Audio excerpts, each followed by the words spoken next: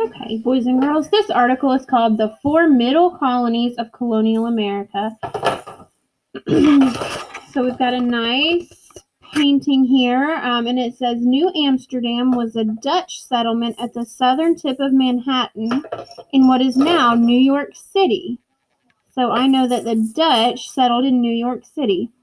From 1655 to 1664, the population grew from 1,500 to 2,500. That same year, the English took over New Amsterdam and renamed it New York, one of the middle colonies. The city continued to grow and attract a diverse group of people, and I love that word diverse.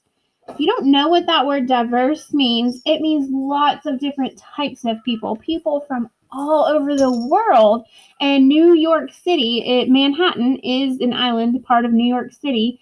Even still today in that area, there are lots and lots and lots of people from all different places. So that's really interesting to me that it's kind of always been very diverse. All right, let's keep going. The United States has people from many different backgrounds. That's true of us even in our class. It is a diverse place. Before the American Revolution, there were 13 colonies. We already know that, but that seems important to know. The middle colonies showed this more so than the colonies in the north or south. I think that they're talking about the diversity. The middle colonies showed the diversity more than the New England or southern regions. The middle colonies were Pennsylvania, New York, New Jersey, and Delaware. I know you can hear that background noise, guys. That's Thomas, and I'm sorry, he's kind of loud.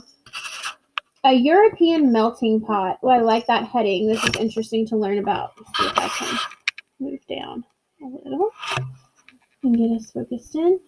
The middle colonies had many different European groups.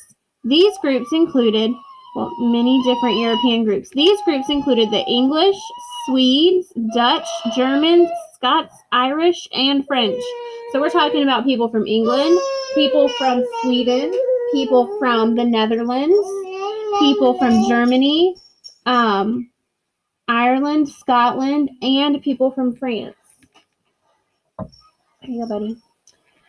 The middle colonies also had Native American tribes, and we know that. Remember, the Native Americans were the first thing we studied in social studies this year, and they were the first people here in this land. So they were also there living alongside all of these settlers who were moving in.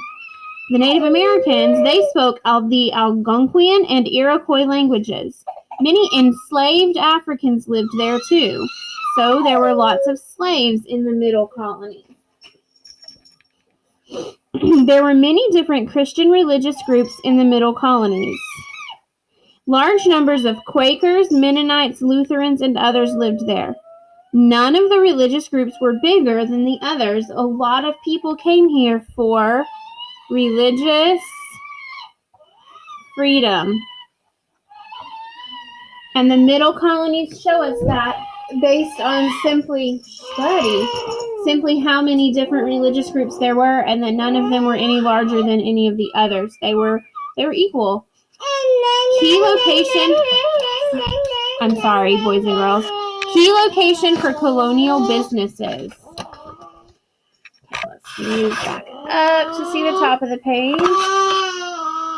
The middle colonies had a good location. It helped them become an important center for business. So let's take a minute and think about why that might be. Well, they're not too far to the north, not too far to the south, right? They're on the coast, so it's easy to get stuff in and out. Thank you, Catherine. They lived, the climate is more mild. The winters are not as harsh, so businesses can grow very quickly there. So they were an important center for business. They would send goods to other colonies. That's true, too, because they were in the middle. It would be easy to ship stuff from one region to another, or from that region to the others. It wouldn't take as long as it would to send something from New England to the southern colonies, for example. New York and Philadelphia grew very quickly. Great thinkers such as Benjamin Franklin came from those cities. Benjamin Franklin was respected in America and Europe.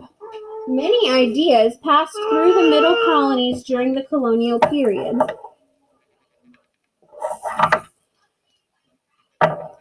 So I'm going to underline Benjamin Franklin came from those cities because I think that's really important. He is known as one of the fathers of our country. Land was good for growing crops.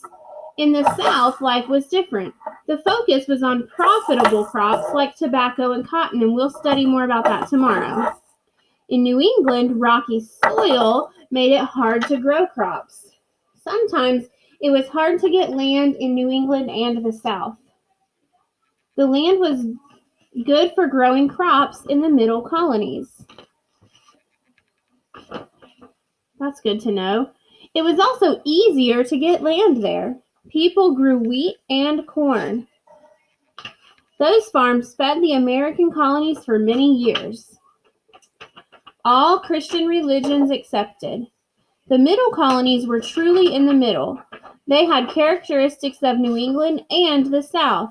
You could see elements of New England towns there. There were also large properties similar to those in the South. People of all Christian religious groups could settle in the middle colony zone.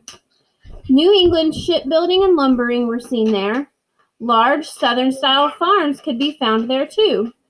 The middle colonies were in the middle of English America in many ways. This is a great conclusion, boys and girls. If you don't remember anything else, this is important for you to know. Tomorrow, when we learn more about the southern colonies, you'll be able to say, oh, I remember seeing that large plantations were in the middle colonies too. And yesterday or Monday, when we learned about the New England colonies, again, you can tie that all together. The New England colonies were boys and girls, the middle colonies really were in the middle of our country.